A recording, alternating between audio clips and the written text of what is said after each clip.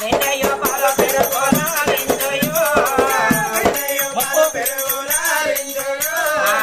వెన్నయ్యో పాల పెరుగోలా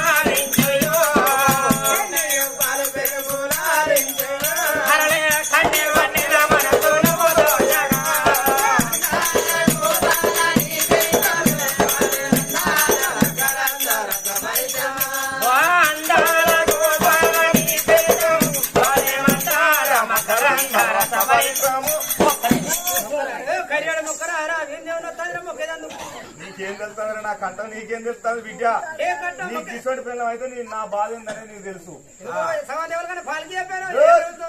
ఎవడన్నా పిల్లని పాలకిచ్చుకునేటోడు ఉంటారా